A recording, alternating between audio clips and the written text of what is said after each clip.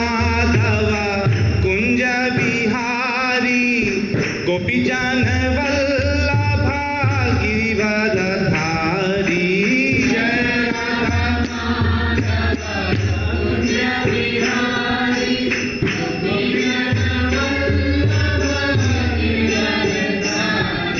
जय राधा माधव कुंज बिहारी गोपीजन वल्लभा गिरिवरधारी।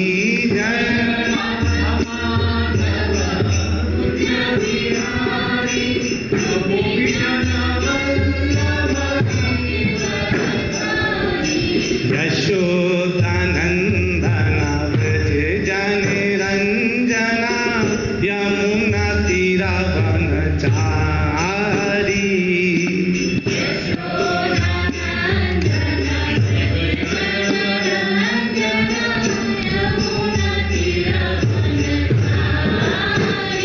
ओ यशोदानंदन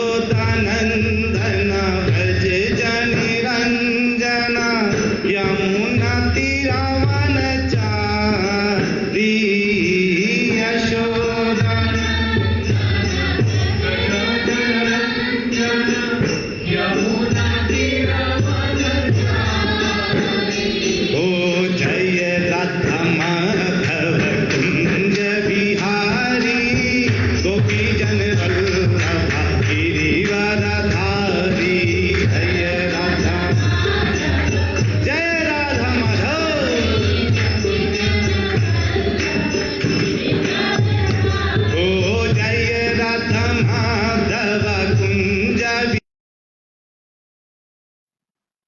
ओम नमो भगवते वासुदेवाय।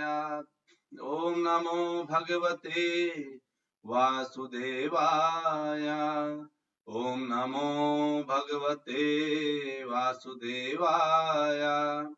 नारायणं नमस्कृत्य नरं चैव नरोत्तमं देवीं सरस्वती व्यासं ततो जयमुदीरयेत्। नष्टप्रायेषु अभद्रेषु नित्यं भागवत सेवया भगवती उत्तमा श्लोके भक्तिर्भवति नैष्टिकी। ॐ अज्ञानतिमिरान्धस्य ज्ञानजनशलाकया चक्षुर्मीलितं येन तस्मै श्रीगुरुवे नमः। श्रीचैतन्यमनोभीष्टं स्थापितं येन भूतले स्वयं रूप कदा मह्यं ददाति स्वपदान्तिकम्। वन्देऽहं श्रीगुरु श्रीयुतापदकमलं श्रीगुरून् वैष्णवांश्च श्रीरूपं साग्रजातं सहगण रघुनाथान्वितं तं सजीवं साद्वैतं सावधूतं परिजनसहितं कृष्ण चैतन्य देवं श्रीराधा कृष्ण पादान् सहगण ललिता श्री विशाखान्वितांश्च। हे कृष्ण करुणा सिंधु दीनबंधु जगतपते गोपेश गोपिका कांत राधा कांत नमोस्तुते।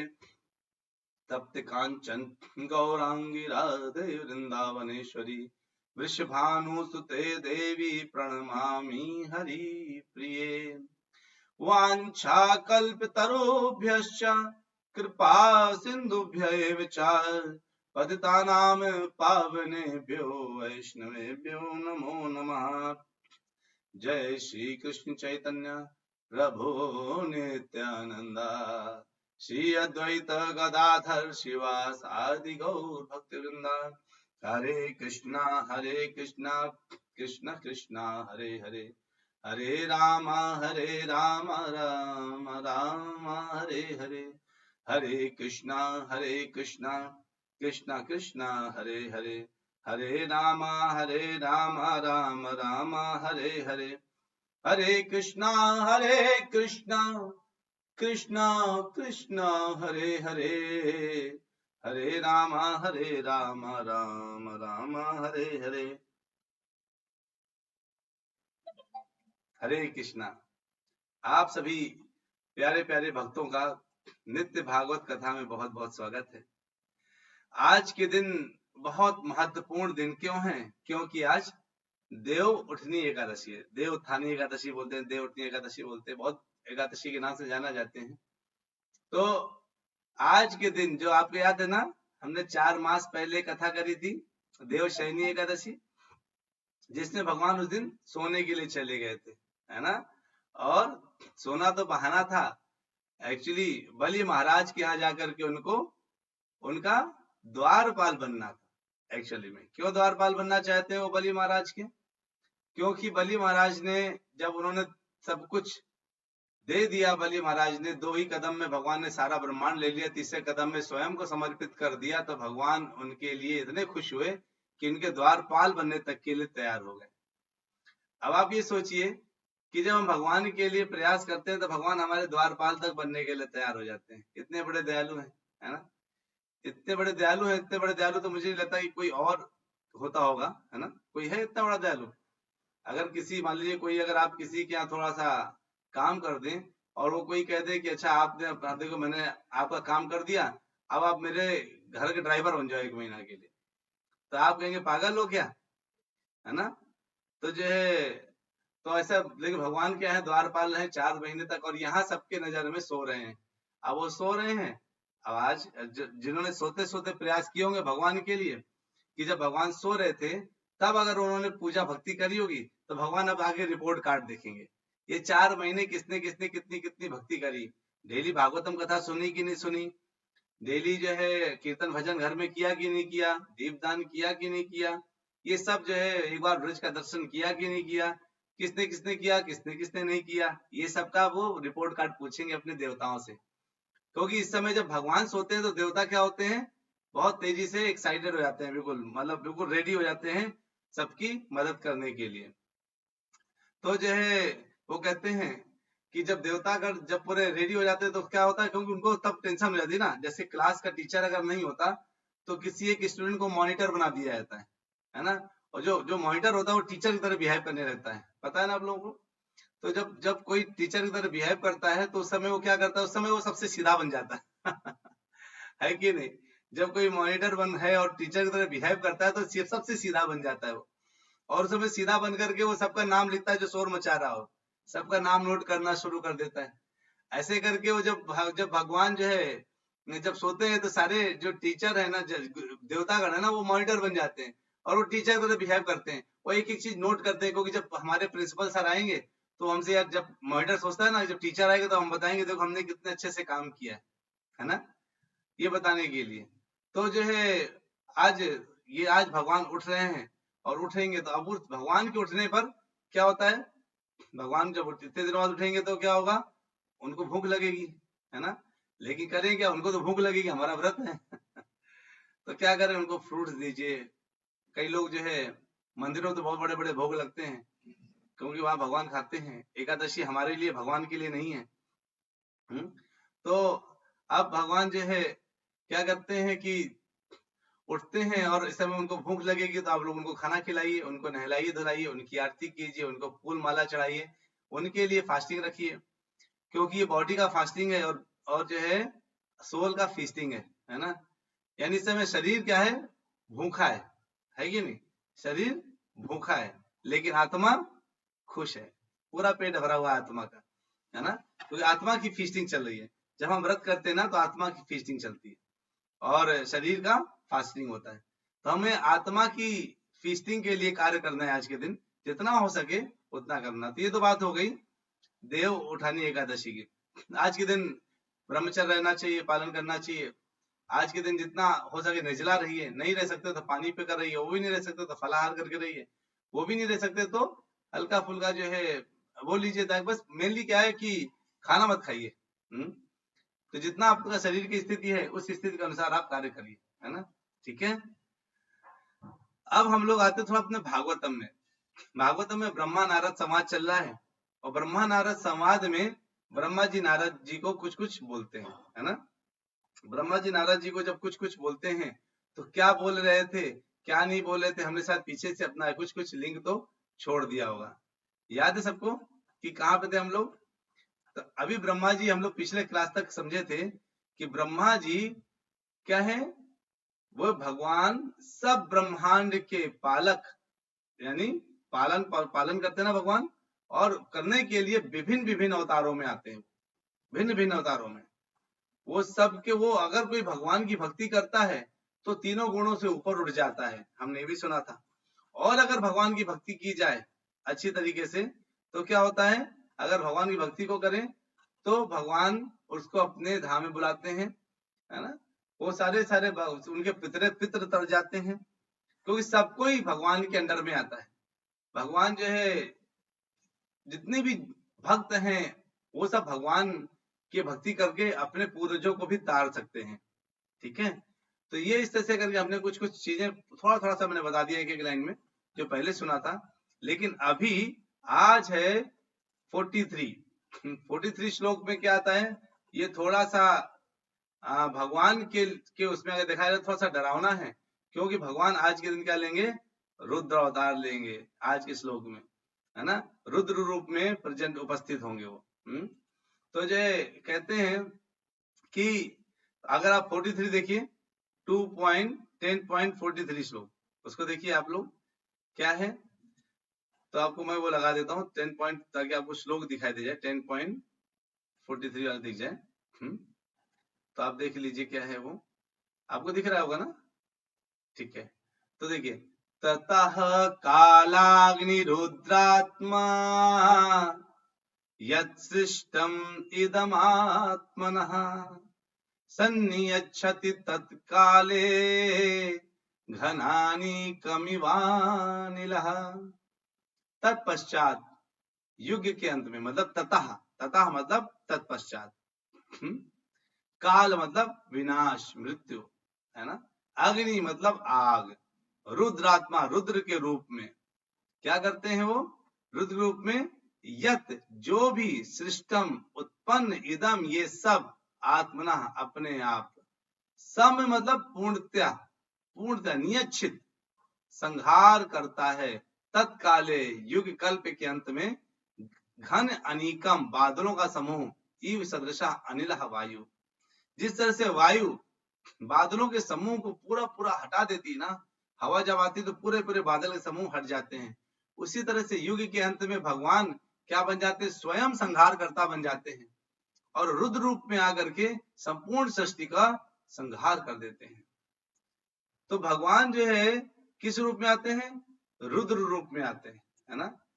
और भगवान का जो रुद्र रूप है वो कैसा रूप है, रुद्र रूप मतलब वो रूप जिसमें भगवान जो है, देखिए जैसे एक ही व्यक्ति कभी माली क्या करता है, कभी बीज बोता है, और फिर से जो पौधा बनता है तो उस बीज को जो है, जब पौधा बनता है तो उससे फूल लेता रहता है, और जिस दिन वो पौधा खत्म होने वाला होता है उसको उखाड़ देता है जड़ से, फिर नया बीज बोता है। ये माली जिस तरह से करता है, तो वैसे भगवान पहले, अगर ब्रह्मा, कोई भगवान देते, कोई ब्रह्मा ऐसा व्यक्ति नहीं है, कोई ऐसा व्यक्तित्व तो नहीं मिला, तो भगवान ब्रह्मा रूप में खुद ही आ जाते हैं, और पहले ब्रह्मा रूप में आते हैं, और फिर भगवान विष्णु रूप में आते हैं, और फिर भगवान संहार करने के लिए शिव का रूप धारण करते हैं, यानी शिव बन जाते हैं। आप कहेंगे अभी तक तो हम सोचते थे शिव जो है कौन है, वो एक अलग जीव है, पर ब्रह्मा विष्णु महेश तीनों अलग अलग हैं, संहार करने के लिए महेश आते हैं। हाँ, ये बिल्कुल बात सही है, संहार करने के लिए महेश आते हैं, लेकिन महेश है कौन, स्वयं भगवान महेश के रूप में आते हैं। ये कौन बोल रहे हैं, ब्रह्मा जी बोल रहे हैं। अभी आपने देखा ना श्लोक, फिर से देख लीजिए क्या लिखा है, तत्पश्चात युग के अंत में भगवान स्वयं संहार करता रुद्र रूप में संपूर्ण सृष्टि का उसी तरह संहार करेंगे जिस प्रकार वायु बादलों को हटा देती है कि नहीं। यानी कि अगर हम ध्यान से देखें तो भगवान ही क्या कर रहे हैं, भगवान ही सृष्टि निर्माण कर रहे हैं, भगवान ही पालन पोषण कर रहे हैं, और भगवान ही सबको संहार कर रहे हैं, यानी सबके कारण वही है। तो तीन फॉर्म में क्यों है, तो भगवान बताते हैं। देखिए जैसे कोई व्यक्ति है जब पालन करता है तो उसका देखिए कैसा स्वभाव होता है, बड़े अरे मेरा बेटा, अरे मेरा लल्ला करके पालन पोषण करता है कि नहीं, है ना। तो जो है निधि माता जी हरे कृष्णा, धन्य प्रणाम आपको भी। तो जो है तो भगवान कैसे पालन पोषण करते हैं, तो जो है पूरा पूरा ऐसे पालन पोषण करते हैं जैसे कि जैसे माँ होती ना, जैसे बच्चे का जन्म हुआ तो छोटा बच्चा होता है, उसको अरे मेरा बेटा, अरे मेरा लल्ला करके पालन पोषण होता है, उस समय मतलब भगवान उसी रूप में पालन पोषण बड़े प्रेम पूर्वक चाहिए। लेकिन विध्वंस करने के लिए, विनाश करने के लिए, विनष्ट करने के लिए, नष्ट करने के लिए क्रोध होना चाहिए। तो भगवान के क्रोध रूप को रुद्र बोलते हैं, भगवान के शांत रूप को विष्णु बोलते हैं।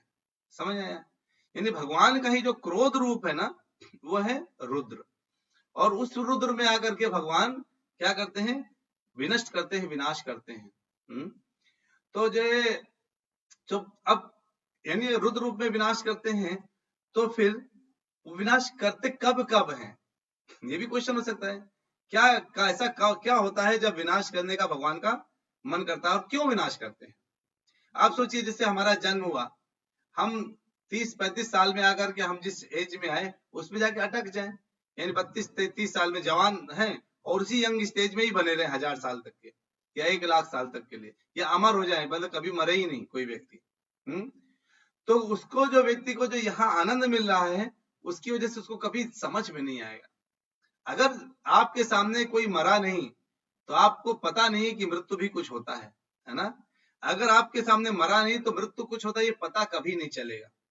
तो भगवान ने उसके लिए क्या किया? भगवत गीता में बोला है, भगवान ने क्या बोलते हैं भगवान भगवत गीता में?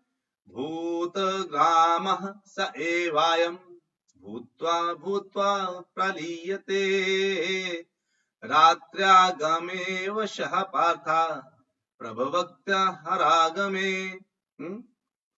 कहते हैं जब जब ब्रह्मा जी का दिन आता है, आपको दिख रहा है? थोड़ा छोटा हो रहा है क्या? मैं आपको बड़ा कर दूं?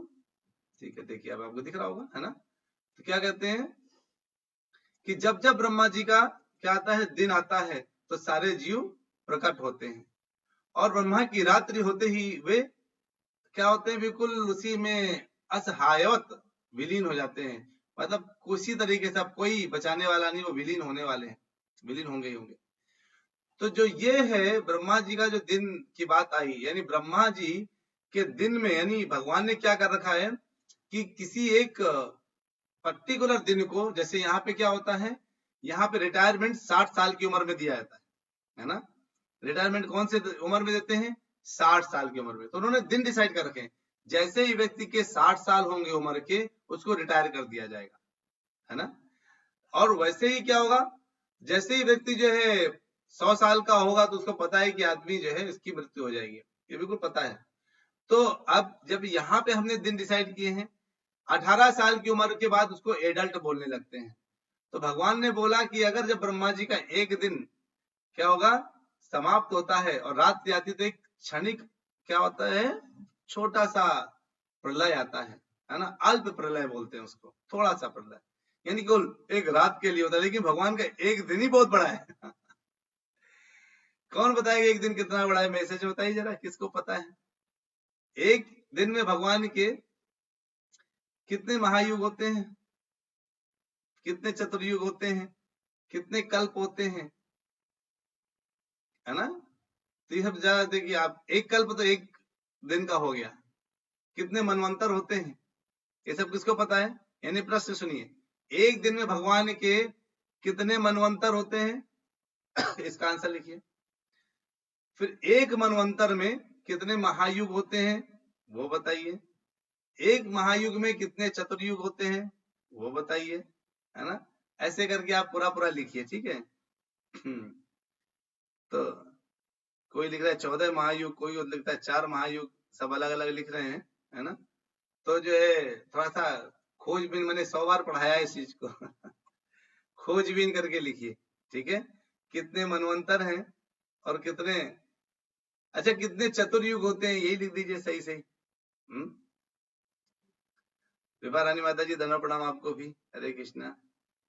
तो पुनीति माता जी आपने 4 महायुग लिखे हैं, आपने और स्मृति जी ने 14 महायुग लिखे हैं। थोड़ा थोड़ा और सोचिए, ठीक है? हम अपनी कथा आगे लेते हैं, आप लोग लिखते रहिए। तो ब्रह्मा जी का जो एक दिन है, कहते ना ब्रह्मा जी का एक दिन आता है तो सारे जीव प्रकट होते हैं, और ब्रह्मा जी की रात होते ही सभी विलीन हो जाते हैं। तो जब एक दिन होता है तो जीव प्रकट होना शुरू होते हैं, और वो 14 मनवंतर तक जो है वो जीव अपने अपने कर्म के अनुसार गोल गोल घूमता रहता है 84 लाख योनियों में लगातार। इस मान लीजिए, जैसे सोचिए जैसे ये ब्रह्मा जी का अभी 53वां साल चल रहा है, ठीक है, 28वें महायुग का 53वां साल चल रहा है और 7वां मनवंतर चल रहा है। देखिए मैंने बहुत हिंट कर दिया आप लोगों को। 7वां मनवंतर, 28वां महायुग, उसमें ब्रह्मा जी का 53वां साल चल रहा है। ब्रह्मा जी के अभी 47 साल बाकी हैं, ठीक है। तो अब ब्रह्मा जी का कितने साल बाकी हैं, तो 53वां महायुग चल रहा है अगर, तो इसका मतलब क्या हुआ, 53वां साल चल रहा है, इसका मतलब क्या हुआ, ब्रह्मा जी अपने 53 साल में चल रहे हैं। अब आप सोचिए आज ब्रह्मा जी का दिन का ये अंतिम समय हो, ये सोचिए 28वां महायुग की जगह आप सोचिए 71वां महायुग हो, तो अब उसके अंतिम समय के अंतिम दिन के अंतिम घंटे में हम लोग चल रहे हो। और इस समय मैंने क्या करा, मैंने मैंने सोचा अरे वाह मुझे ये तो बहुत पसंद आ गया है, मुझे धाम में गया और धाम में मुझे बहुत आनंद आया। मैंने बोला हे भगवान एक बार ये धाम मिल जाए तो मजा आ जाए, और तभी भगवान ने प्रलय ला दिया। वहीं किसी ने सोचा अरे ये धाम जो है अरे ये धाम आ जाए, तो किसी ने तुरंत ये क्या सोचा, ये धाम मिल जाए, धाम की जगह कोई बोलता है मुझे आम मिल जाए, तो उसको आम के लिए उसने कर्म के बंधन में बंध गया। आम के लिए धाम वाला धाम में बंध गया, आम वाला आम में बंध गया। कोई कहता है मुझे मांसाहार मिल जाए, तो वो मांसाहार में बंध गया।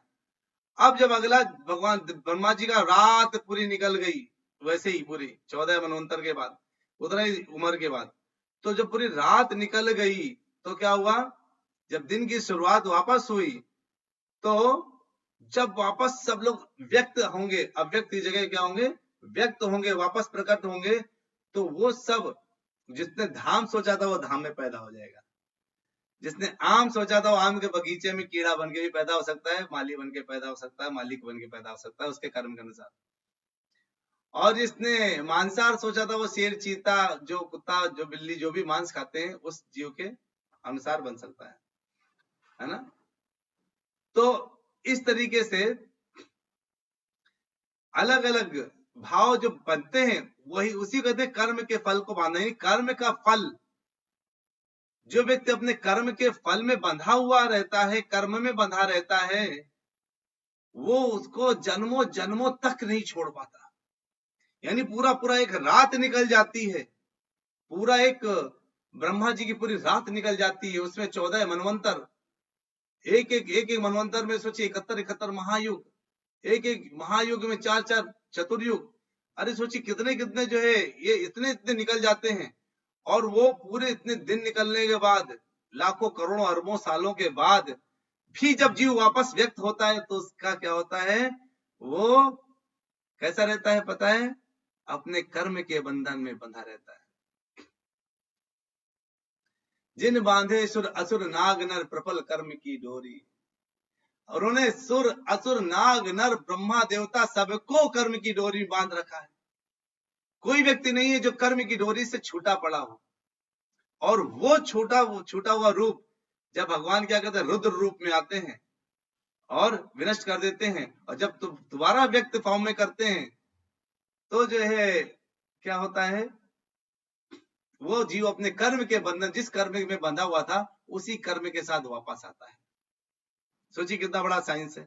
आप कहेंगे तो क्या कोई एक ऐसी जगह है प्रभु जी जहां पर जो है ये मिले, जहां पर कर्म के बंधन में अगर जहां जाए वहां जन्म मृत्यु ना हो? मैं बिल्कुल बोलूंगा, देख लीजिए आप,